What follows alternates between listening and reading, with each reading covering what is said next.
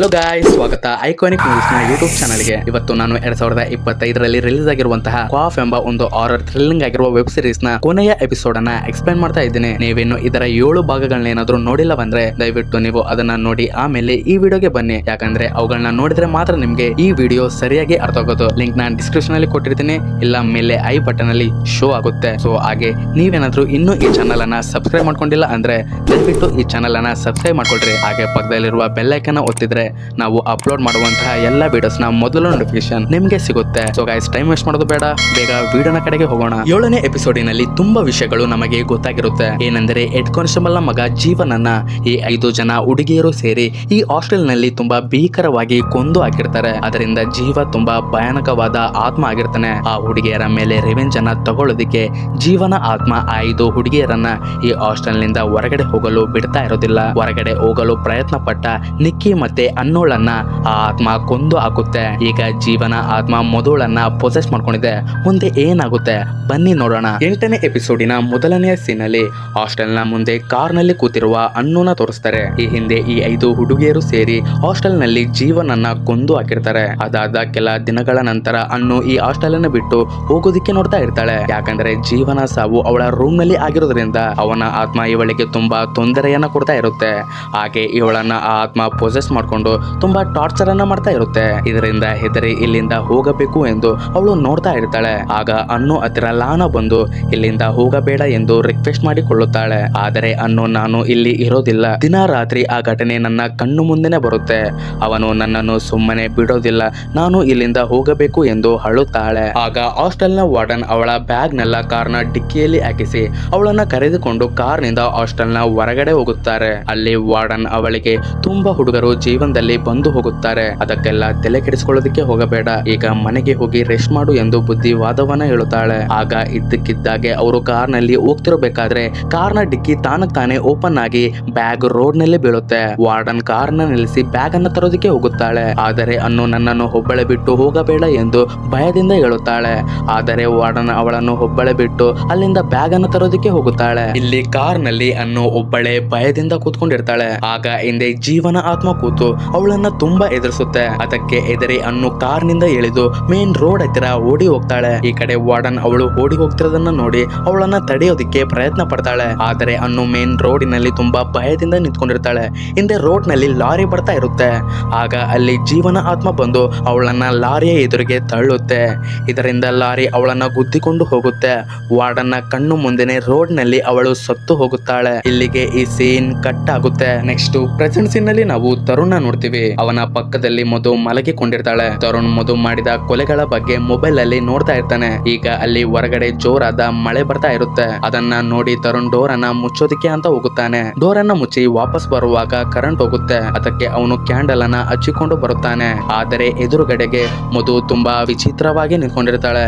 ಅದಕ್ಕೆ ತರುಣ್ ಏನಾಯ್ತು ಎಂದು ಅವಳಿಗೆ ಕೇಳಿದಾಗ ಅದಕ್ಕೆ ಮಧು ಹಾಸ್ಟೆಲ್ಗೆ ನಾನು ಹೋಗಬೇಕು, ಆ ಹುಡುಗಿಯರನ್ನ ನಾನು ಸುಮ್ಮನೆ ಬಿಡೋದಿಲ್ಲ ಅಂತ ಹೇಳ್ತಾ ಇರ್ತಾಳೆ. ಅದಕ್ಕೆ ತರುಣ್ ಅವಳನ್ನ ತಡೆಯೋದಿಕ್ಕೆ ನೋಡುತ್ತಾನೆ. ಆದರೆ ಮಧು ಅವನಿಗೆ ತುಂಬಾ ಸಿಟ್ಟಿನಿಂದ ನೀನು ಯಾವ ಉಪಯೋಗಕ್ಕೆ ಇದೆಯಾ, ಕಾಲೇಜಿನಲ್ಲಿ ಅವರು ನನ್ನನ್ನು ಎತ್ತಿಕೊಂಡು ಹೋಗಿ ನನ್ನನ್ನು ಅತ್ಯಾಚಾರ ಮಾಡುವಾಗ ನೀನು ನೋಡಿಕೊಂಡು ಸುಮ್ಮನೆ ಇದ್ದೆ, ನಿನ್ನ ಕೈಯಲ್ಲಿ ಏನು ಮಾಡೋದಕ್ಕೆ ಆಗಲಿಲ್ಲ. ನಕುಲ್ ನಿನ್ನ ಎದುರಿಗೆ ಬಂದರೂ ಕೂಡ ಅವನನ್ನು ನೀನು ಏನು ಮಾಡಿದೆ, ನಿನ್ನ ಯೋಗ್ಯತೆ ಇಷ್ಟೇ ಎಂದು ಅವಳು ತುಂಬಾ ಒರಟಾಗಿ ಹೇಳುತ್ತಾಳೆ. ಅದಕ್ಕೆ ತರುಣ್ ನಿನಗೆ ಏನಾಗಿದೆ ಎಂದು ತಳ್ಳುತ್ತಾನೆ. ಆಗ ಮಧು ತುಂಬಾ ಜೋರಾಗಿ ಇವಿಲ್ ಆಗಿ ನಗೋದಕ್ಕೆ ಶುರು ಮಾಡ್ತಾಳೆ. ಇದ್ದಕ್ಕಿದ್ದಾಗೆ ಅಲ್ಲಿದ್ದ ಡೋರ್ ಕೂಡ ಓಪನ್ ಆಗುತ್ತೆ. ನಂತರ ಮಧು ಅವನಿಗೆ ತನ್ನ ಭಯಾನಕವಾದ ರೂಪವನ್ನ ತೋರಿಸಿ ಅವನಿಗೆ ತುಂಬಾ ಎದುರಿಸ್ತಾಳೆ. ಅದರಿಂದ ತರುಣ್ ತುಂಬಾ ಎದುರ್ತಾನೆ. ಅವಳ ಮುಖವನ್ನ ನೋಡಿ ಅವನು ತುಂಬಾ ಎದುರಿ ಹಿಂದೆ ಸರಿಯುತ್ತಾನೆ. ಆಗ ಅಲ್ಲಿ ನಮಗೆ ಗೊತ್ತಾಗುತ್ತೆ ಜೀವನ ಆತ್ಮ ಅವಳನ್ನ ಪೂರ್ತಿಯಾಗಿ ಪೊಸೆಸ್ ಮಾಡ್ಕೊಂಡಿದೆ ಅಂತ. ಪೊಸೆಸ್ಡ್ ಆಗಿರೋ ಮಧು ತರುಣ್ ಹತ್ತಿರ ಬಂದು ಅವನಿಗೆ ತುಂಬಾ ಭಯಪಡಿಸಿ ಎತ್ತಿ ಹೊರಗಡೆ ಬಿಸಾಕುತ್ತಾಳೆ. ಇದರಿಂದ ಅವನ ತಲೆಗೆ ತುಂಬಾ ಜೋರಾದ ಏಟು ಬೀಳುತ್ತೆ. ಅದರಿಂದ ಅವನ ತಲೆಯಲ್ಲಿ ರಕ್ತ ಬರೋದಕ್ಕೆ ಶುರುವಾಗುತ್ತೆ. ಇಲ್ಲಿಗೆ ಈ ಸೀನ್ ಕಟ್ ಆಗುತ್ತೆ. ನಂತರ ಮಧು ಅಲ್ಲಿಂದ ಹಾಸ್ಟೆಲ್ ನ ಕಡೆಗೆ ಹೋಗುತ್ತಾಳೆ. ಈ ಕಡೆ ಹಾಸ್ಟೆಲ್ ನಲ್ಲಿ ನಾವು ನೋಡ್ತೀವಿ ಈಗ ಈ ಹಾಸ್ಟೆಲ್ ಬಂದ್ ಆಗ್ತಾ ಇರುತ್ತೆ. ಹಾಸ್ಟೆಲ್ ನಲ್ಲಿ ಇರೋ ಹುಡುಗಿಯರು ಎಲ್ಲ ಬ್ಯಾಗ್ ಗಳನ್ನೆಲ್ಲ ಪ್ಯಾಕ್ ಮಾಡ್ಕೊಂಡು ಹಾಸ್ಟೆಲ್ ನ ಬಿಟ್ಟು ಹೋಗ್ತಾ ಇರ್ತಾರೆ. ಆದರೆ ಅಲ್ಲಿ ಸರಳ ಮತ್ತೆ ಆನಿ ಇರುತ್ತಾರೆ. ಸರಳ ಆನಿಗೆ ಬಾ ಹೋಗೋಣ ಎಂದು ಕರೀತಾಳೆ. ಅದಕ್ಕೆ ಆನಿ ರೀಮಾಗೆ ತುಂಬಾ ಹುಷಾರಿಲ್ಲ, ಅವಳನ್ನ ಚೆಕ್ ಮಾಡಿ ಅವಳಿಗೆ ಮಾತ್ರೆಯನ್ನ ಕೊಟ್ಟು ನಾನು ಬರುತ್ತೇನೆ ಅಂತ ಹೇಳುತ್ತಾಳೆ. ಇಲ್ಲಿ ಆನಿ ನರ್ಸ್ ಆಗಿರ್ತಾಳೆ. ಆಗ ಹಾಸ್ಟೆಲ್ ಹತ್ತಿರ ತುಂಬಾ ಜೋರಾದ ಮಳೆ ಬರ್ತಾ ಇರುತ್ತೆ. ಹಾಸ್ಟೆಲ್ ನ ವಾರ್ಡನ್ ಮತ್ತೆ ಹಾಸ್ಟೆಲ್ ನ ಸಿಬ್ಬಂದಿಗಳು ಇಂಪಾರ್ಟೆಂಟ್ ಫೈಲ್ಸ್ ಗಳನ್ನೆಲ್ಲ ಪ್ಯಾಕ್ ಮಾಡ್ಕೊಳ್ತಾ ಇರ್ತಾರೆ. ಆಗ ಪೂರ್ತಿ ಹಾಸ್ಟೆಲ್ ನಲ್ಲಿ ಕರೆಂಟ್ ಹೋಗುತ್ತೆ. ಈ ಕಡೆ ರೀಮಾ, ಲಾನಾ ಮತ್ತು ಕೋಮಲ್ ಹಾಸ್ಟೆಲ್ ನ ಹಿಂದೆ ಇರೋ ಆ ಗೇಟ್ ಹತ್ತಿರ ಆ ಸುರಿಯುತ್ತಿರುವ ಮಳೆಯಲ್ಲಿ ನಿಂತುಕೊಂಡಿರ್ತಾರೆ. ಅವರಿಗೆ ಈಗ ಬದುಕುವ ಆಸೆನೆ ಹೋಗಿ ಬಿಟ್ಟಿರುತ್ತೆ. ಇನ್ನು ನಾವು ಈ ಹಾಸ್ಟೆಲ್ ನಲ್ಲಿ ಬದುಕುಳಿಯುವುದಿಲ್ಲ, ಅದಕ್ಕೆ ಎದುರಿ ಬದುಕುವುದನ್ನ ಬಿಟ್ಟು ಧೈರ್ಯವಾಗಿ ಸಾಯೋಣ ಅಂತ ಡಿಸೈಡ್ ಮಾಡಿರ್ತಾರೆ. ಅದರಿಂದ ಅವರು ಗೇಟ್ ನಿಂದ ಹೊರಗಡೆ ಹೋಗೋದಿಕ್ಕೆ ಮುಂದೆ ಬರುತ್ತಾರೆ. ರೀಮಾ ಮೊದಲು ಹೋಗೋದಿಕ್ಕೆ ನೋಡುತ್ತಾಳೆ, ಆದರೆ ಲಾನಾ ಅವಳನ್ನ ತಡೆದು ಅವಳೇ ಮೊದಲು ಗೇಟ್ ನಿಂದ ಹೊರಗಡೆ ಹೋಗುತ್ತಾಳೆ. ವಾರ್ಡನ್ ಅವಳು ಹೊರಗಡೆ ಹೋಗ್ತಿರೋದನ್ನ ನೋಡಿ ಅವಳಿಗೆ ಹೋಗಬೇಡ ಅಂತ ಹೇಳುತ್ತಾಳೆ, ಆದರೆ ಅವಳು ಹೊರಗಡೆ ಹೋಗುತ್ತಾಳೆ. ಅವಳು ಸ್ವಲ್ಪ ಮುಂದೆ ಹೋದಾಗ ಈ ಕಡೆ ರೀಮಾಗೆ ಹೊಟ್ಟೆ ನೋವು ಸ್ಟಾರ್ಟ್ ಆಗುತ್ತೆ. ಅಂದರೆ ಅವಳಿಗೆ ಡೆಲಿವರಿಯ ಸಮಯ ಹತ್ತಿರ ಬಂದಿರುತ್ತೆ. ಅದಕ್ಕೆ ಲಾನಾ ಮತ್ತೆ ವಾಪಸ್ ಬರುತ್ತಾಳೆ. ಆಮೇಲೆ ಹಾಸ್ಟೆಲ್ ನ ವಾರ್ಡನ್ ಮತ್ತೆ ಅವರೆಲ್ಲ ಸೇರಿಕೊಂಡು ಅವಳನ್ನ ರೂಮಿಗೆ ಕರೆದುಕೊಂಡು ಹೋಗುತ್ತಾರೆ. ರೂಮ್ ನಲ್ಲಿ ಆನಿ ಬಂದು ಅವಳಿಗೆ ಸಹಾಯ ಮಾಡ್ತಾ ಇರ್ತಾಳೆ. ಆದರೆ ಮಗುನ ಡೆಲಿವರಿ ಟೈಮ್ ಹತ್ತಿರ ಬಂದಿರುತ್ತೆ. ರೀಮಾ ಅಲ್ಲಿ ನೋವಿನಿಂದ ಒದ್ದಾಡ್ತಾ ಇರ್ತಾಳೆ. ಆಗ ಆನಿ ಆಂಬ್ಯುಲೆನ್ಸ್ ಗೆ ನೀವು ಫೋನ್ ಮಾಡಿ, ನಾನು ಕೆಳಗಡೆ ಹೋಗಿ ಮೆಡಿಸನ್ ಬಾಕ್ಸ್ ಅನ್ನ ತಗೊಂಡು ಬರುತ್ತೇನೆ ಅಂತ ಹೇಳುತ್ತಾಳೆ. ಅವಳು ಮೆಡಿಸನ್ ಬಾಕ್ಸ್ ಅನ್ನ ತರೋದಕ್ಕೆ ಅಂತ ಹೋಗ್ತಿರಬೇಕಾದ್ರೆ ಅಲ್ಲಿಗೆ ಮಧು ಬಂದಿರ್ತಾಳೆ. ಅಲ್ಲಿ ಮಧು ತುಂಬಾ ವಿಚಿತ್ರವಾಗಿ ನಿಂತಿರೋದನ್ನ ನೋಡಿ ಆನಿ ಏನಾಯ್ತು ಅಂತ ಕೇಳೋದಿಕ್ಕೆ ಹತ್ತಿರ ಹೋಗುತ್ತಾಳೆ. ನಮಗೆ ಗೊತ್ತಿದೆ ಅವಳು ಜೀವನ ಆತ್ಮದಿಂದ ಪೊಸೆಸ್ಡ್ ಆಗಿದ್ದಾಳೆ ಅಂತ.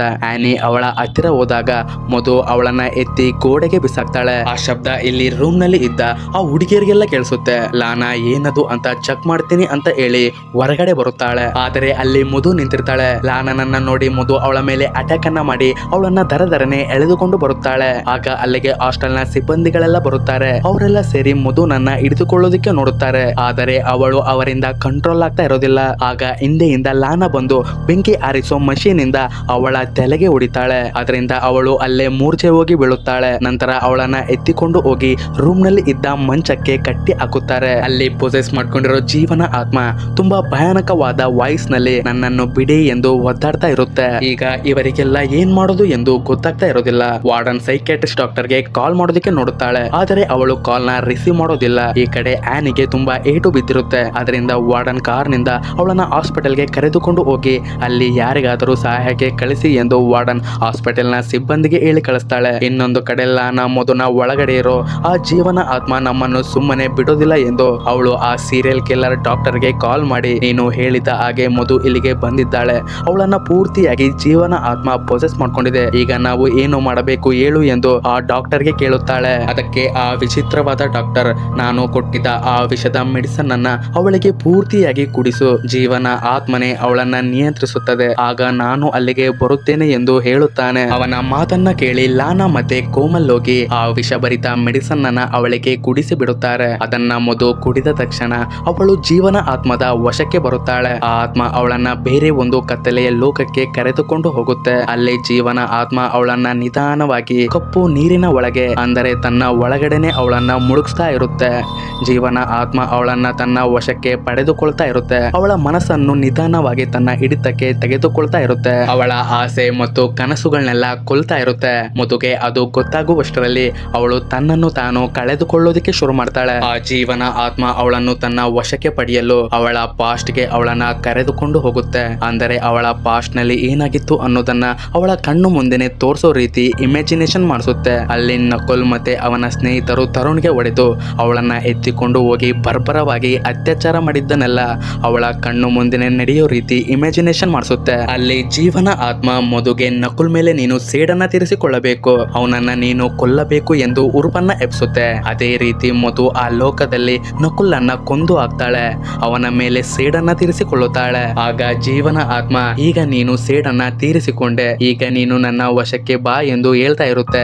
ಅವಳನ್ನ ಮೆನುಪ್ಲೇಟ್ ಮಾಡ್ತಾ ಇರುತ್ತೆ. ಮಧು ಇಲ್ಲಿ ಜೀವನ ಆತ್ಮದಿಂದ ಆ ಕತ್ತಲೆಯ ಲೋಕದಿಂದ ಹೊರಬರಲು ಹೋರಾಟ ಮಾಡ್ತಾ ಇರ್ತಾಳೆ. ಈ ಕಡೆ ರೀಮಾ ತುಂಬಾ ನೋವಿನಿಂದ ಒದ್ದಾಡ್ತಾ ಇರ್ತಾಳೆ. ಲಾನಾ ಮತ್ತೆ ಕೋಮಲ್ ಮಗುನ ಹೊರಗಡೆ ತರಲು ಪ್ರಯತ್ನ ಪಡ್ತಾ ಇರ್ತಾರೆ. ಆಗ ಆ ಹಾಸ್ಟೆಲ್ ಗೆ ಜೀವನ ತಾಯಿ ಹೆಡ್ ಕಾನ್ಸ್ಟೇಬಲ್ ಮಿಶ್ರಾ ಬರುತ್ತಾಳೆ. ಅವಳು ಸೀದಾ ಅವಳ ಫ್ರೆಂಡ್ ಆದ ಹಾಸ್ಟೆಲ್ ನ ವಾರ್ಡನ್ ಹತ್ರ ಹೋಗುತ್ತಾಳೆ. ಹೋಗಿ, ನೀನೇ ತಾನೇ ಅವತ್ತಿನ ದಿನ ನನ್ನ ಮಗನನ್ನ ಪೇಂಟ್ ಕೆಲಸ ಮಾಡೋದಕ್ಕೆ ಆ ರೂಮ್ ಹತ್ರ ಕಳ್ಸಿದ್ದು, ಆ ಹುಡುಗಿಯರೆಲ್ಲ ಸೇರಿ ನನ್ನ ಮಗನನ್ನ ಕೊಂದು ಹಾಕಿದ್ದಾರೆ, ನಿನಗೆ ಈ ವಿಷಯವೆಲ್ಲ ಮೊದಲೇ ಗೊತ್ತಿತ್ತು ಅಂತ ಹೇಳುತ್ತಾಳೆ. ಅದಕ್ಕೆ ವಾರ್ಡನ್, ನನಗೆ ಏನೂ ಗೊತ್ತಿಲ್ಲ, ಅವತ್ತಿನ ದಿನ ನಾನು ನಿನ್ನ ಜೊತೆನೆ ಇದ್ದೆ. ಅದಕ್ಕೆ ಹೆಡ್ ಕಾನ್ಸ್ಟೇಬಲ್, ನಿನಗೆ ಆ ಹುಡುಗಿಯರು ನನ್ನ ಮಗನನ್ನ ಕೊಂದಿರೋ ವಿಷಯ ಮೊದಲೇ ಗೊತ್ತಿತ್ತು. ನ್ಯೂ ಇಯರ್ ನ ರಾತ್ರಿ ನಾನು ತುಂಬಾ ಕುಡಿದಿದ್ದೆ, ನಿನಗೆ ಮೊದಲೇ ಗೊತ್ತಿದೆ ನಾನು ಕುಡಿದ ಮೇಲೆ ನನಗೆ ಏನು ಕೂಡ ನೆನಪಿರುವುದಿಲ್ಲ ಎಂದು. ಆದರೆ ಆ ದಿನ ರಾತ್ರಿ ರಾತ್ರಿ ನನಗೆ ಸರಿಯಾಗಿ ನೆನಪಿದೆ. ಆ ರಾತ್ರಿ ಆ ಹುಡುಗಿಯರೆಲ್ಲ ಸೇರಿ ಏನನ್ನು ಎತ್ತಿಕೊಂಡು ತೆಳಗಡೆ ಬರ್ತಾ ಇದ್ರು. ಅದನ್ನ ನಾನು ಏನು ಎಂದು ನಿನಗೆ ಕೇಳಿದಾಗ ಅದು ಗುಜರಿಯ ವಸ್ತುಗಳು ಎಂದು ನೀನು ಹೇಳಿದೆ. ಅಷ್ಟೊತ್ತಲ್ಲಿ ಯಾವ ಅಂಗಡಿ ಓಪನ್ ಆಗಿರುತ್ತೆ, ಮತ್ತೆ ನಿನ್ನ ಕಾರನ್ನು ಕೂಡ ನೀನು ಯಾರಿಗೂ ಕೊಡೋದಿಲ್ಲ.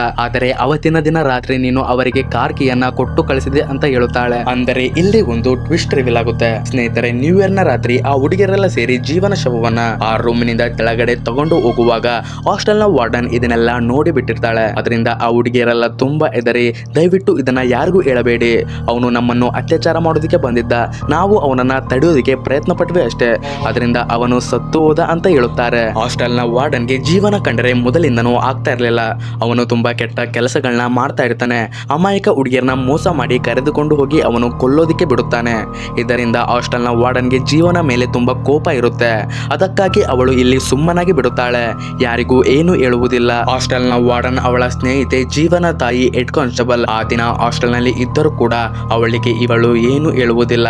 ಬದಲಿಗೆ ಆ ಹುಡುಗಿಯರನ್ನ ಬಚಾವ್ ಮಾಡಲು, ಆ ಬಾಡಿಯನ್ನ ಬಿಸಾಕಲು ಇವಳೆ ತನ್ನ ಕಾರನ್ನ ಕೊಟ್ಟು ಕಳಿಸಿರ್ತಾಳೆ. ಇದರಿಂದನೇ ಸ್ನೇಹಿತರೆ, ಜೀವನ ಬಾಡಿಯನ್ನ ನದಿಯಲ್ಲಿ ಹಾಕುವಾಗ ಅವರು ಕಾರನ್ನ ತಗೊಂಡು ಬಂದಿರ್ತಾರೆ. ಆದರೆ ಅವ್ರು ಯಾರ ಹತ್ರನೂ ಕೂಡ ಕಾರ್ ಇರೋದೇ ಇಲ್ಲ. ಇದೇ ಕಾರಣಕ್ಕಾಗಿ ಡಿಕ್ಕಿಯಲ್ಲಿ ಅವನ ಶವವನ್ನ ಹಾಕಿಕೊಂಡು ಬಂದಾಗಿನಿಂದ ಆ ಕಾರ್ ಕೂಡ ಶಾಪಿತವಾಗಿರುತ್ತೆ. ನೀವು ನೋಡಿರ್ಬೇಕು, ಈ ವೆಬ್ ಸೀರೀಸ್ ನ ಮೊದಲನೇ ಎಪಿಸೋಡಿನಲ್ಲಿ ವಾರ್ಡನ್ ಕಾರನ್ನ ಓಡಿಸುವಾಗ ಕಾರ್ ತಾನೇ ಸ್ಟಾರ್ಟ್ ಆಗಿ ಡಿಕ್ಕಿ ಓಪನ್ ಆಗಿ ಹಿಂದೆ ಇರೋ ಕಲ್ಲಿಗೆ ಹೋಗಿ ಗುದ್ದುತ್ತೆ. ಹಾಗೆ ಈ ಎಪಿಸೋಡಿನ ಮೊದಲನೇ ಸೀನ್ ಅಲ್ಲಿ ಅನ್ನು ಹೊರಗಡೆ ಹೋಗೋದಿಕ್ಕೆ ಪ್ರಯತ್ನ ಪಟ್ಟಾಗ ರೋಡ್ ನಲ್ಲಿ ಡಿಕ್ಕಿ ತಾನೇ ಓಪನ್ ಆಗಿ ಅವಳ ಬ್ಯಾಗ್ ಎಲ್ಲ ತೆಳಗಡೆ ಬೀಳುತ್ತೆ. ಇದರಿಂದ ಅವಳು ಕಾರನ್ನ ನಿಲ್ಲಿಸ್ತಾರೆ. ಇದೆಲ್ಲ ಈಗ ಜೀವನ ತಾಯಿ ಹೆಡ್ ಕಾನ್ಸ್ಟೇಬಲ್ ಗೆ ಗೊತ್ತಾಗಿರುತ್ತೆ. ಅದಕ್ಕೆ ಹೆಡ್ ಕಾನ್ಸ್ಟೇಬಲ್ ಆ ಹುಡುಗಿಯರನ್ನ ನಾನು ಸುಮ್ಮನೆ ಬಿಡೋದಿಲ್ಲ ಅಂತ ಹೇಳಿ ಮೇಲೆ ಹೋಗುತ್ತಾಳೆ. ವಾರ್ಡನ್ ರೀಮಾ ಪ್ರೆಗ್ನೆಂಟ್ ಇದ್ದಾಳೆ. ಅವಳು ಮಗುವಿಗೆ ಜನ್ಮವನ್ನ ಕೊಡ್ತಾ ಇದ್ದಾಳೆ. ಅವರಿಗೆ ಏನು ತೊಂದರೆಯನ್ನ ಮಾಡಬೇಡ ಎಂದು ಹೇಳಿದರು. ಅವಳ ಮಾತನ್ನ ಕೇಳದೆ ಹೆಡ್ ಕಾನ್ಸ್ಟೇಬಲ್ ಮೇಲೆ ಹೋಗುತ್ತಾಳೆ. ಈ ಕಡೆ ಲಾನಾ ಆಂಬ್ಯುಲೆನ್ಸ್ ಗೆ ಫೋನ್ ಮಾಡಲು ಹೊರಗಡೆ ಬರುತ್ತಾಳೆ. ಆಗ ಅಲ್ಲಿಗೆ ಜೀವನ ತಾಯಿ ಕೂಡ ಬರುತ್ತಾಳೆ. ಅವಳು ಲಾನಾಗೆ ಕಪಾಳಕ್ಕೆ ಹೊಡೆದು ನೀವೆಲ್ಲ ಸಾಯುತ್ತೀರಾ ಎಂದು ಮಧುನ ರೂಮಿಗೆ ಹೋಗುತ್ತಾಳೆ. ಈ ಕಡೆ ಆ ಸೀರಿಯಲ್ ಕಿಲ್ಲರ್ ಡಾಕ್ಟರ್ ಕೂಡ ಈ ಹಾಸ್ಟೆಲ್ಗೆ ಬರುತ್ತಾನೆ. ಅವನೇ ಜೀವನ ತಾಯಿಯನ್ನ ನಿನ್ನ ಮಗ ಅಲ್ಲಿ ಇದ್ದಾನೆ ಎಂದು ಮಧುನ ರೂಮ್ಗೆ ಕಳಿಸಿರ್ತಾನೆ. ಈ ಕಡೆ ಜೀವನ ತಾಯಿ ಮಧುನ ರೂಮ್ಗೆ ಬರುತ್ತಾಳೆ. ಅಲ್ಲಿ ಮಧು ಜೀವನ ಆತ್ಮದಿಂದ ಪೂರ್ತಿಯಾಗಿ ಪೊಸೆಸ್ಡ್ ಆಗಿರ್ತಾಳೆ. ಅದನ್ನ ನೋಡಿ ಹೆಡ್ ಕಾನ್ಸ್ಟೇಬಲ್ ಜೀವ ಮಗನೇ ಎದ್ದೇಳು ಎಂದು ಕರೆಯುತ್ತಾಳೆ. ಆಗ ಜೀವನ ಆತ್ಮ ನಾನು ಇಲ್ಲೇ ಇದ್ದೀನಿ ಎಂದು ಸಾಕ್ಷಿಯನ್ನ ತೋರಿಸೋದಕ್ಕೆ ಆ ರೂಮ್ ನಲ್ಲಿ ಇದ್ದ ವಸ್ತುಗಳನ್ನೆಲ್ಲ ತೆಳಗಡೆ ಬೀಳಿಸುತ್ತೆ. ಮಧು ಅಲ್ಲಿ ತುಂಬಾ ಒದ್ದಾಡೋದಕ್ಕೆ ಶುರು ಮಾಡ್ತಾಳೆ. ಈಗ ಸೀರಿಯಲ್ ಕಿಲ್ಲರ್ ಡಾಕ್ಟರ್ ಮಧುನ ರೂಮಿನ ಹತ್ತಿರ ಮೆಟ್ಟಿಲನ್ನ ಹತ್ತಿಕೊಂಡು ಹೋಗ್ತಾ ಇರ್ತಾನೆ. ಆ ಕಡೆ ವಾರ್ಡನ್ ಕೂಡ ಜೀವನ ತಾಯಿ ಎಲ್ಲಿ ಆ ಹುಡುಗಿಯರಿಗೆ ತೊಂದರೆ ಮಾಡ್ತಾಳೆ ಎಂದು ಅವಳನ್ನ ಹುಡುಕುತ್ತಾ ಹೋಗ್ತಾ ಇರ್ತಾಳೆ. ಆಗ ಅವಳು ಆ ಡಾಕ್ಟರ್ ಬರೋದನ್ನ ನೋಡುತ್ತಾಳೆ. ಮೊದಲೇ ಆ ಡಾಕ್ಟರ್ ಸೀರಿಯಲ್ ಕಿಲ್ಲರ್ ಎಂದು ಗೊತ್ತಿದ್ದ ವಾರ್ಡನ್ಗೆ ಅವನ ಹತ್ತಿರ ಹೋಗಿ ಇಲ್ಲಿಂದ ಹೋಗು ಎಂದು ಲೈಟಿನ ಬ್ಯಾಟರಿಯನ್ನ ತಗೊಂಡು ಅವನ ತಲೆಗೆ ಹೊಡಿತಾಳೆ. ಅದರಿಂದ ಅವನು ತೆಳಗಡೆ ಬೀಳುತ್ತಾನೆ. ನಂತರ ಅವನು ಕೂಡ ಎದ್ದು ವಾರ್ಡನ್ಗೆ ಹೊಡೆಯೋದಕ್ಕೆ ಶುರು ಮಾಡ್ತಾನೆ. ಆ ಜಗಳದಲ್ಲಿ ಅವರಿಬ್ಬರು ಮೇಲಿನ ಮಹಡಿಯಿಂದ ತೆಳಗಡೆ ಬೀಳುತ್ತಾರೆ. ಅದರಿಂದ ವಾರ್ಡನ್ನ ತಲೆಗೆ ಏಟು ಬಿದ್ದು ತುಂಬಾ ರಕ್ತ ಸೋರಿ ಅಲ್ಲೇ ಅವಳು ಸತ್ತು ಹೋಗುತ್ತಾಳೆ. ಆದರೆ ಡಾಕ್ಟರ್ಗೆ ಏನೂ ಆಗುವುದಿಲ್ಲ, ಅವನು ಇನ್ನೂ ಬದುಕಿರ್ತಾನೆ. ಈ ಕಡೆ ಹೆಡ್ ಕಾನ್ಸ್ಟೇಬಲ್ ಮಧು ಹತ್ತಿರ ಬಂದು ಅವನ ಮಗನನ್ನ ಕರೀತಾ ಇರ್ತಾಳೆ. ಆದರೆ ನಮಗೆ ಗೊತ್ತಿರೋ ಹಾಗೆ ಜೀವನ ಆತ್ಮ ಮಧುಳನ್ನ ತನ್ನ ವಶಕ್ಕೆ ಪಡೆದುಕೊಳ್ಳಲು ಆ ಕತ್ತಲೆಯ ಲೋಕಕ್ಕೆ ಕರೆದುಕೊಂಡು ಹೋಗಿ ಅವಳ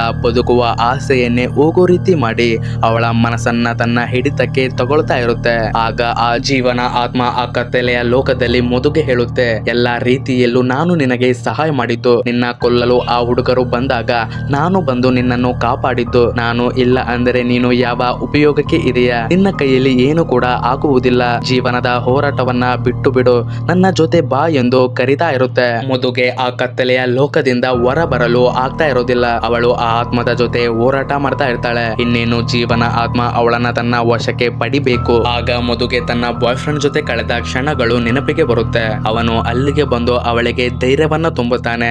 ಮಧು ಕೂಡ ತುಂಬಾ ಧೈರ್ಯವಂತೆ ಆಗಿರ್ತಾಳೆ. ಅದರಿಂದ ಅವಳು ಜೀವನ ಆತ್ಮದ ವಶಕ್ಕೆ ಬರೋದಿಲ್ಲ. ಅವಳು ಜೀವನ ಆತ್ಮದ ಜೊತೆ ಆ ಕತ್ತಲೆಯ ಲೋಕದಲ್ಲಿ ಹೋರಾಟ ಮಾಡಿ ಬಿಡಿಸಿಕೊಂಡು ಹೊರಗಡೆ ಬರುತ್ತಾಳೆ. ಆಗ ರೂಮ್ ನಲ್ಲಿ ಮಧು ಜೀವನ ಆತ್ಮದ ವಶದಿಂದ ಹೊರಗಡೆ ಬರಲು ಹಾಗೆ ಅವಳು ಗಾಳಿಯಲ್ಲಿ ತೇಲೋದಕ್ಕೆ ಶುರು ಮಾಡ್ತಾಳೆ. ಆಗ ಅವಳ ಬಾಡಿಯಿಂದ ಆ ಆತ್ಮ ಹೊರಗಡೆ ಹೋಗುತ್ತೆ. ಅದು ಎಷ್ಟು ಪವರ್ಫುಲ್ ಆಗಿರುತ್ತೆ ಎಂದರೆ ಆ ಆತ್ಮ ಹೊರಗಡೆ ಬಂದ ರಭಸಕ್ಕೆ ರೂಮ್ ನ ಗೋಡೆಗಳೆಲ್ಲ ಮುರಿದು ಹೋಗಿ ಅಲ್ಲಿರೋ ವಸ್ತುಗಳೆಲ್ಲ ಗಾಳಿಯಲ್ಲಿ ತೇಲೋದಕ್ಕೆ ಶುರುವಾಗುತ್ತೆ. ಹೆಡ್ ಕಾನ್ಸ್ಟೇಬಲ್ ಗೆ ಆ ಆತ್ಮ ಹೊರಗಡೆ ಬರುವಾಗ ಆ ಗಾಳಿಯ ರಭಸ ಎಷ್ಟು ಇರುತ್ತೆ ಎಂದರೆ ಅವಳು ಗೋಡೆಗೆ ಹೋಗಿ ಬಿದ್ದು ಅವಳ ಕುತ್ತಿಗೆಗೆ ಚೂಪಾದ ವಸ್ತು ಚುಚ್ಚಿ ಅಲ್ಲೇ ಸ್ಥಳದಲ್ಲೇ ಅವಳು ಸಾವನ್ನ ಅಪ್ತಾಳೆ. ಜೀವನ ಆತ್ಮ ಮಧುನ ಬಿಟ್ಟು ಸೀದಾ ಅದು ಮೇಲೆ ಬರುತ್ತಿರುವ ಆ ಸೀರಿಯಲ್ ಕಿಲ್ಲರ್ ಡಾಕ್ಟರ್ನ ಬಾಡಿಯ ಒಳಗಡೆ ಹೋಗಿ ಸೇರಿಕೊಳ್ಳುತ್ತೆ. ಈಗ ಜೀವನ ಆತ್ಮ ಆ ಡಾಕ್ಟರ್ ಅನ್ನ ಪೊಸೆಸ್ ಮಾಡ್ಕೊಂಡಿದೆ. ಈ ಕಡೆ ರೂಮಿನಲ್ಲಿ ರೀಮಾ ಮಗುವಿಗೆ ಜನ್ಮವನ್ನು ಕೊಡಲು ಪ್ರಯತ್ನ ಪಡ್ತಾ ಇರ್ತಾಳೆ. ಆ ನೋವು ಅವಳಿಗೆ ತುಂಬಾ ಇರುತ್ತೆ. ಲಾನಾ ಮತ್ತೆ ಕೋಮಲ್ ತುಂಬಾ ಪ್ರಯತ್ನ ಮಾಡಿ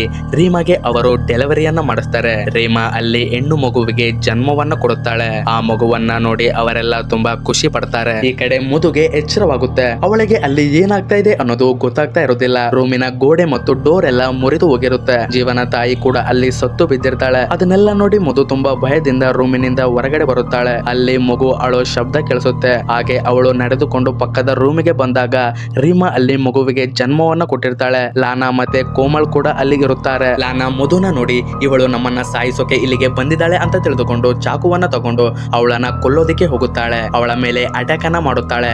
ಅದಕ್ಕೆ ಎದರಿ ಮಧು ಓಡಿ ಹೋಗುತ್ತಾಳೆ. ಆದರೆ ಲಾನಾ ಅವಳನ್ನ ಬಿಡುವುದಿಲ್ಲ. ಅವಳನ್ನ ಹಿಡಿದುಕೊಂಡು ಕೊಲ್ಲೋದಿಕ್ಕೆ ನೋಡುತ್ತಾಳೆ.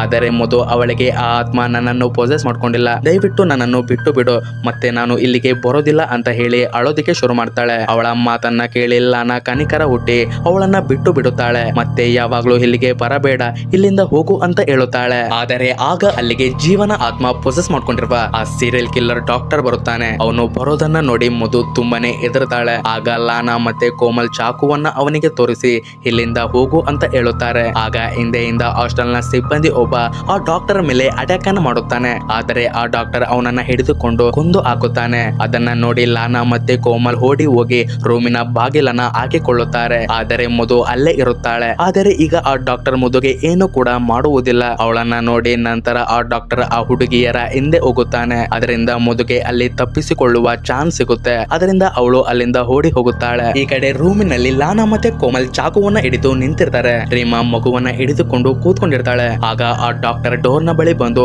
ಆ ಡೋರ್ ಅನ್ನ ಮುರಿಯೋದಕ್ಕೆ ಶುರು ಮಾಡ್ತಾನೆ. ಅವನು ಡೋರ್ ಅನ್ನ ಸಂಪೂರ್ಣವಾಗಿ ಮುರಿದು ನಂತರ ಒಳಗಡೆ ಬಂದು ಲಾನಾಳನ್ನ ತಳ್ಳುತ್ತಾನೆ. ಕೋಮಲಿನ ಕೂದಲಿನ ಜುಟ್ಟನ್ನ ಹಿಡಿದು ಎಸಿತಾನೆ. ಅವನು ಎಷ್ಟು ಜೋರಾಗಿ ಎಸಿತಾನೆ ಅಂದರೆ ಅವಳ ಜುಟ್ಟು ಬುಡ ಸಮೇತ ಅವನ ಕೈಗೆ ಬರುತ್ತೆ. ಆ ಡಾಕ್ಟರ್ ಅವರಿಗೆ ಹೊಡಿತಾ ಇರಬೇಕಾದ್ರೆ ಈ ಕಡೆ ಮಧು ಅವರನ್ನ ನೋಡಿ ಇಲ್ಲಿಂದ ಹೋಗೋದು ಸರಿಯಲ್ಲ ಎಂದು ಕೊಡಲಿಯನ್ನ ತಗೊಂಡು ಬಂದು ಅವನ ಮೇಲೆ ಅಟ್ಯಾಕ್ ಅನ್ನ ಮಾಡೋದಕ್ಕೆ ನೋಡುತ್ತಾಳೆ. ಆದರೆ ಜೀವನ ಆತ್ಮದಿಂದ ಪೊಸೆಸ್ಡ್ ಆಗಿರುವ ಆ ಡಾಕ್ಟರ್ ಗಾಳಿಯಲ್ಲೇ ಅವಳನ್ನ ಹಿಡಿದು ತಳ್ಳುತ್ತಾನೆ. ಅದರಿಂದ ಅವಳು ತೆಳಗಡೆ ಬೀಳುತ್ತಾಳೆ. ನಂತರ ಆ ಡಾಕ್ಟರ್ ಲಾನಾಳ ಕುತ್ತಿಗೆಯನ್ನ ಹಿಡಿದು ಮೇಲಕ್ಕೆ ಎತ್ತುತ್ತಾನೆ.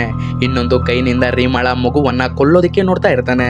ಆಗ ಮಧು ಹಿಂದೆಯಿಂದ ಕೊಡಲಿಯನ್ನ ತಗೊಂಡು ಬಂದು ಆ ಡಾಕ್ಟರಿನ ತಲೆಯನ್ನ ಕಡಿತಾಳೆ. ಇದರಿಂದ ಆ ಡಾಕ್ಟರ್ ಜೊತೆ ಜೀವನ ಆತ್ಮನು ಕೂಡ ನಾಶವಾಗುತ್ತೆ. ಆಗ ಆ ರೂಮಿನ ಕಿಟಕಿಯಿಂದ ಸೂರ್ಯನ ಬೆಳಕು ಒಳಗಡೆ ಬರುತ್ತೆ. ಅಂದರೆ ಜೀವನ ಆತ್ಮ ಈಗ ಹೊರಟು ಹೋಗಿದೆ. ಕತ್ತಲಾದ ಮೇಲೆ ಬೆಳಕು ಬರುತ್ತೆ. ಇಷ್ಟು ದಿನ ಈ ಹುಡುಗಿಯರ ಜೀವನದಲ್ಲಿ ಕತ್ತಲೆ ಇತ್ತು. ಈಗ ಇವರ ಜೀವನದಲ್ಲಿ ಬೆಳಕು ಬಂದಿದೆ. ಅಂದರೆ ಎಲ್ಲ ಸಮಸ್ಯೆಯು ಬಗೆಹರಿದಿದೆ. ನಂತರ ಅಲ್ಲಿಗೆ ಪೊಲೀಸರು ಮತ್ತು ಆಂಬ್ಯುಲೆನ್ಸ್ ಎಲ್ಲ ಬರುತ್ತಾರೆ. ಹಾಗೆ ಅಲ್ಲಿಗೆ ಆ ಸೈಕ್ಯಾಟ್ರಿಸ್ಟ್ ಡಾಕ್ಟರ್ ಕೂಡ ಬರುತ್ತಾಳೆ. ಅಲ್ಲಿ ಪೊಲೀಸರು ಅವಳಿಗೆ ಈ ಹುಡುಗಿಯರನ್ನೆಲ್ಲ ಎನ್ಕ್ವೈರಿ ಮಾಡಬೇಕು, ಇಲ್ಲಿ ಏನಾಯ್ತು ಅಂತ ಕೇಳಬೇಕು ಅಂತ ಅವಳಿಗೆ ಹೇಳ್ತಾ ಇರ್ತಾರೆ. ಅದಕ್ಕೆ ಸೈಕ್ಯಾಟ್ರಿಸ್ಟ್ ಡಾಕ್ಟರ್ ಆ ಸೀರಿಯಲ್ ಕಿಲ್ಲರ್ ಡಾಕ್ಟರ್ ಇವರನ್ನ ಇಲ್ಲಿಗೆ ಕೊಲ್ಲೋದಿಕ್ಕೆ ಬಂದಿದ್ದ. ಈ ಹುಡುಗಿಯರು ಏನಾದ್ರು ಅವನನ್ನ ಕೊಲ್ಲದೆ ಇದ್ದಿದ್ರೆ ಅವನು ಇವ್ರನ್ನೆಲ್ಲ ಕೊಲ್ತಾ ಇದ್ದ. ನೀವು ಕೂಡ ಆ ಸೀರಿಯಲ್ ಕಿಲ್ಲರ್ ಡಾಕ್ಟರ್ ಅನ್ನ ಹುಡುಕ್ತಾ ಇದ್ರಿ. ಸದ್ಯಕ್ಕೆ ಈ ಹುಡುಗಿಯರಿಗೆ ಏನು ಕೇಳಬೇಡಿ ಅಂತ ಹೇಳುತ್ತಾಳೆ. ನಂತರ ಆಂಬ್ಯುಲೆನ್ಸ್ ನಲ್ಲಿ ರೀಮಾ, ಲಾನಾ ಮತ್ತು ಕೋಮಲ್ ಕೂತುಕೊಳ್ಳುತ್ತಾರೆ. ಸೈಕ್ಯಾಟ್ರಿಸ್ಟ್ ಡಾಕ್ಟರ್ ನೀವು ನಿಜವಾಗ್ಲೂ ಇಲ್ಲಿಂದ ಹೋಗೋದಿಕ್ಕೆ ಡಿಸೈಡ್ ಮಾಡಿದ್ದೀರಾ ಅಂತ ಕೇಳುತ್ತಾಳೆ. ಅದಕ್ಕೆ ರೀಮಾ ಈಗ ನಮಗೆ ಏನು ಸಮಸ್ಯೆ ಇಲ್ಲ, ನಾವು ಇಲ್ಲಿಂದ ಸೇಫ್ ಆಗಿ ಹೋಗ್ತೀವಿ ಅಂತ ಹೇಳುತ್ತಾಳೆ. ನಂತರ ಆಂಬ್ಯುಲೆನ್ಸ್ ನಿಂದ ಅವರು ಈ ಹಾಸ್ಟೆಲ್ ನಿಂದ ಹೊರಗಡೆ ಹೋಗುತ್ತಾರೆ. ಅವರಿಗೆ ಏನು ಕೂಡ ಆಗುವುದಿಲ್ಲ. ನಂತರ ಒಂದು ತಿಂಗಳಾದ ಮೇಲೆ ಸೀನ್ ನ ತೋರಿಸ್ತಾರೆ. ಅಲ್ಲಿ ಪಾರ್ಕ್ ನಲ್ಲಿ ಲಾನಾ, ಕೋಮಲ್, ರೀಮಾ ಮತ್ತು ರೀಮಾಳ ಇಬ್ಬರು ಮಕ್ಕಳ ಜೊತೆ ಅವರೆಲ್ಲ ತುಂಬಾ ಖುಷಿಯಾಗಿ ಆಟ ಆಡ್ತಾ ಇರ್ತಾರೆ. ಅವರು ಹಳೆದನ್ನೆಲ್ಲ ಮರೆತು ಈಗ ಒಂದು ಹೊಸ ಜೀವನವನ್ನ ಸ್ಟಾರ್ಟ್ ಮಾಡೋದಕ್ಕೆ ಹೋಗುತ್ತಾರೆ. ಇಲ್ಲಿಗೆ ಈ ಸೀನ್ ಕಟ್ ಆಗುತ್ತೆ. ನೆಕ್ಸ್ಟ್ ಸೀನ್ ಅಲ್ಲಿ ನಾವು ಹಾಸ್ಪಿಟಲ್ ಅಲ್ಲಿ ತರುಣ್ ಮತ್ತೆ ಮಧುನ ನೋಡ್ತೀವಿ. ತರುಣ್ಗೆ ಆ ಮನೆಯಲ್ಲಿ ನಡೆದ ಘಟನೆಯಿಂದ ತಲೆಗೆ ತುಂಬಾ ಏಟು ಬಿದ್ದಿರುತ್ತೆ. ಅದಕ್ಕೆ ಅವನು ಟ್ರೀಟ್ಮೆಂಟ್ ಅನ್ನ ತಗೊಳ್ತಾ ಇರ್ತಾನೆ.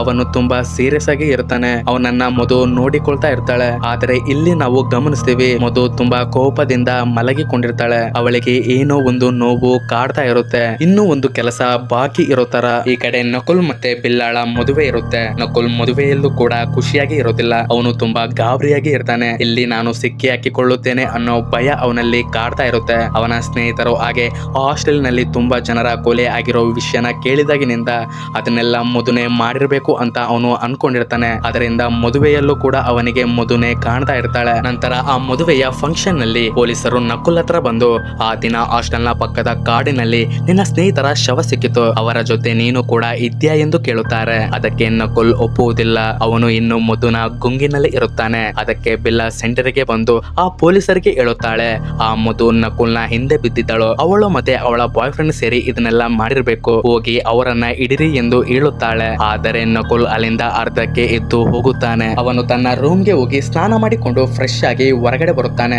ಆದರೆ ಅವನು ಇನ್ನೂ ತುಂಬಾ ಗಾಬರಿಯಲ್ಲಿ ಇರುತ್ತಾನೆ. ಆಗ ಆ ರೂಮ್ ನಲ್ಲಿ ಅವನಿಗೆ ಏನೋ ಶಬ್ದ ಕೇಳಿಸುತ್ತೆ. ಅವನು ಹಿಂದೆ ತಿರುಗಿ ನೋಡಿದರೆ ಅಲ್ಲಿ ಯಾರು ಕೂಡ ಇರುವುದಿಲ್ಲ. ನಂತರ ಅವನಿಗೆ ಫೋನ್ ಬರುತ್ತೆ. ಆದರೆ ಅವನು ಸರಿಯಾಗಿ ಮಾತನಾಡುವುದಿಲ್ಲ. ಅಲ್ಲಿ ಅವನು ತುಂಬಾ ಫರ್ಸ್ಟ್ರೇಟ್ ಆಗಿರ್ತಾನೆ. ಆಗ ಅವನಿಗೆ ಡೋರ್ ಹತ್ತಿರ ಮಧು ಕಾಣಿಸಿಕೊಳ್ಳುತ್ತಾಳೆ. ಮಧು ಅಲ್ಲಿ ತುಂಬಾ ವಿಚಿತ್ರವಾಗಿ ನಿಂತ್ಕೊಂಡಿರ್ತಾಳೆ. ಅವಳನ್ನ ನೋಡಿದರೆ ನಮಗೆ ಗೊತ್ತಾಗುತ್ತೆ ಅವಳು ಪೊಸೆಸ್ಡ್ ಆಗಿದ್ದಾಳೆ ಅಂತ. ನಂತರ ತುಂಬಾ ಭಯಾನಕವಾದ ರೂಪದಲ್ಲಿ ಅವಳು ಅವನ ಎದುರಿಗೆ ಬರುತ್ತಾಳೆ. ನಂತರ ನಕುಲ್ ಆ ಫಂಕ್ಷನಿನ ಹಾಲಿನಲ್ಲಿ ಆ ಬಿಲ್ಡಿಂಗ್ ಮೇಲಿಂದ ಕೆಳಗಡೆ ಬಿದ್ದು ಸಾವನ್ನ ಅಪ್ಪುತ್ತಾನೆ. ಈ ಕಡೆ ಮಧು ಹಾಸ್ಪಿಟಲ್ ನಲ್ಲಿ ನಿಧಾನವಾಗಿ ತುಂಬಾ ಇವಿಲ್ ಆಗಿ ನಮ್ಮ ಕಡೆಗೆ ನೋಡುತ್ತಾಳೆ. ಅಂದರೆ ಇದನ್ನು ಯಾರಾದರೂ ರೇಪಿಸ್ಟ್ ಗಳು ನೋಡ್ತಾ ಇದ್ದಾರೆ ಅವರು ಕೂಡ ಜಾಸ್ತಿ ದಿನ ತಪ್ಪಿಸಿಕೊಳ್ಳೋದಕ್ಕೆ ಆಗೋದಿಲ್ಲ.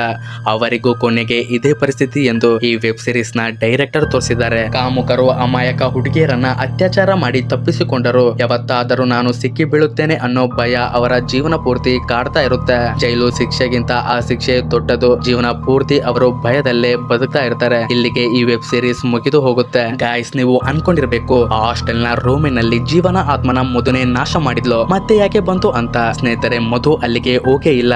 ಅದು ನಕುಲ್ನ ಭ್ರಮೆ ಆಗಿರುತ್ತೆ. ಅವನು ಮಾಡಿರೋ ತಪ್ಪು ಅವನಿಗೆ ಕಾಡ್ತಾ ಇರುತ್ತೆ. ಅದರಿಂದ ಅವನು ಎಲ್ಲಿ ಹೋದರೂ ಮಧು ಅವನಿಗೆ ಕಾಣ್ತಾ ಇರ್ತಾಳೆ. ನೀವು ಅಬ್ಸರ್ವ್ ಅನ್ನ ಮಾಡಿರ್ಬೇಕು. ಮಧುನ ಸಾಯಿಸೋಕೆ ಅವರು ಆ ಕಾಡಿನ ಒಳಗಡೆ ಕರೆದುಕೊಂಡು ಹೋದಾಗ ಅಲ್ಲಿ ಕೂಡ ಮಧು ಅದೇ ಬಟ್ಟೆಯನ್ನ ಹಾಕಿಕೊಂಡಿರ್ತಾಳೆ. ಅದೆಲ್ಲ ನಕುಲ್ನ ಇಮ್ಯಾಜಿನೇಷನ್ ಆಗಿರುತ್ತೆ. ಅವಳು ಯಾವಾಗ್ಲೂ ಬಂದು ಇವನಿಗೆ ಕಾಡ್ತಾ ಇರ್ತಾಳೆ. ಅದರಿಂದ ಅವನು ಬೇಸತ್ತು ಸೂಸೈಡ್ ಮಾಡಿಕೊಳ್ಳುತ್ತಾನೆ. ಈ ವೆಬ್ ಸೀರೀಸ್ ನಲ್ಲಿ ಒಂದು ಮೆಸೇಜ್ ಅನ್ನು ಕೊಟ್ಟಿದ್ದಾರೆ. ಯಾರು ಅತ್ಯಾಚಾರವನ್ನ ಮಾಡಿ ಸಿಕ್ಕಿ ಹಾಕಿಕೊಳ್ಳೋದಿಲ್ಲೋ ಅವರು ಜೀವನ ಪೂರ್ತಿ ನಾನು ಎಲ್ಲಿ ಸಿಕ್ಕಿ ಹಾಕಿಕೊಳ್ಳುತ್ತೇನೆ ಅನ್ನೋ ಭಯದಲ್ಲೇ ಇರುತ್ತಾರೆ. ಅದೇ ಅವರಿಗೆ ಶಿಕ್ಷೆ. ಸೊ ಗಾಯ್ಸ್, ಈ ವೆಬ್ ಸೀರೀಸ್ ನ ಸ್ವಲ್ಪ ರಿವ್ಯೂ ಮಾಡೋದಾದ್ರೆ ಹಾರರ್, ಥ್ರಿಲ್ಲಿಂಗ್, ಮಿಸ್ಟ್ರಿ ಮತ್ತೆ ಸೋಷಿಯಲ್ ಮೆಸೇಜ್ ಎಲ್ಲ ಇದೊಂದೇ ವೆಬ್ ಸೀರೀಸ್ ನಲ್ಲಿ ಇದೆ. ಒಂದೊಂದು ಕಡೆ ಇದು ಬೋರಿಂಗ್ ಆಗುತ್ತೆ. ನಾನು ಫಸ್ಟ್ ಟೈಮ್ ಈ ವೆಬ್ ಸೀರೀಸ್ ನೋಡಿದಾಗ ಇಷ್ಟು ಡೀಟೇಲ್ ಆಗಿ ಎಕ್ಸ್ಪ್ಲೇನ್ ಮಾಡೋದು ಬೇಡ ಅಂತ ಅನ್ಕೊಂಡಿದ್ದೆ. ಆದ್ರೆ ಇದರಲ್ಲಿ ಬರುವಂತಹ ಒಂದೊಂದು ಸಮಾಜದ ಸತ್ಯಗಳು ನನ್ನನ್ನ ಇನ್ಸ್ಪೈರ್ ಮಾಡಿತ್ತು ಈ ವೆಬ್ ಸೀರೀಸ್ ಅನ್ನ ಡೀಟೇಲ್ ಆಗಿ ಎಕ್ಸ್ಪ್ಲೇನ್ ಮಾಡೋದಕ್ಕೆ. ಹೆಣ್ಣು ಮಕ್ಕಳು ಹೊರಗಡೆ ಇರುವಾಗ ಅವರು ಏನೆಲ್ಲ ಕಷ್ಟಗಳನ್ನ ಅನುಭವಿಸ್ತಾರೆ ಅನ್ನೋದು ಈ ವೆಬ್ ಸೀರೀಸ್ ನಲ್ಲಿ ತೋರಿಸಿದ್ದಾರೆ. ನೀವು ಈ ಎಕ್ಸ್ಪ್ಲನೇಷನ್ ನ ನೋಡಿದ್ರೆ ಸಾಕು, ಪೂರ್ತಿ ವೆಬ್ ಸೀರೀಸ್ ನ ನೋಡುವಂತಹ ಅವಶ್ಯಕತೆ ಇರೋದಿಲ್ಲ. ಡೀಟೇಲ್ ಆಗಿ ನಾನು ಎಕ್ಸ್ಪ್ಲೇನ್ ಅನ್ನ ಮಾಡಿದ್ದೀನಿ. ಸೊ ನಿಮ್ಗೆ ಈ ಪೂರ್ತಿ ವೆಬ್ ಸೀರೀಸ್ ಇಷ್ಟವಾಗಿದ್ರೆ ದಯವಿಟ್ಟು ನೀವು ಈ ವಿಡಿಯೋಗೆ ಒಂದು ಲೈಕ್ ಅನ್ನ ಕೊಡಿ. ಹಾಗೆ ನೀವು ಈ ಚಾನಲ್ ಗೆ ಹೊಸಬರಾಗಿದ್ರೆ ದಯವಿಟ್ಟು ಈ ಚಾನಲ್ ಅನ್ನ ಸಬ್ಸ್ಕ್ರೈಬ್ ಮಾಡ್ಕೊಳ್ರಿ. ಹಾಗೆ ಪಕ್ಕದಲ್ಲಿರುವ ಬೆಲ್ ಐಕಾನ್ ಒತ್ತಿದ್ರೆ ನಾವು ಅಪ್ಲೋಡ್ ಮಾಡುವ ಎಲ್ಲಾ ವಿಡಿಯೋಸ್ ನ ಮೊದಲ ನೋಟಿಫಿಕೇಶನ್ ನಿಮ್ಗೆ ಸಿಗುತ್ತೆ. ಸೊ ನಿಮ್ಗೆ ಈ ವಿಡಿಯೋ ಇಷ್ಟವಾಗಿದ್ರೆ ದಯವಿಟ್ಟು ಈ ವಿಡಿಯೋಗೆ ಒಂದು ಲೈಕ್ ಅನ್ನ ಕೊಡಿ. ಹಾಗೆ ನಿಮ್ಮ ಫ್ರೆಂಡ್ಸ್ ಮತ್ತೆ ನಿಮ್ಮ ಫ್ಯಾಮಿಲಿಯಲ್ಲಿ ಯಾರಿಗಾದ್ರೂ ಅವರ ಸ್ಟೋರಿಗಳನ್ನ ನೋಡುವ ಇಂಟ್ರೆಸ್ಟ್ ಇದ್ರೆ ಅವರಿಗೆ ಈ ವಿಡಿಯೋವನ್ನ ಶೇರ್ ಮಾಡಿ. ಸೊ ಮುಂದಿನ ವಿಡಿಯೋದಲ್ಲಿ ಸಿಗೋಣ. ಅಲ್ಲಿವರೆಗೂ bye bye. Thank you for watching.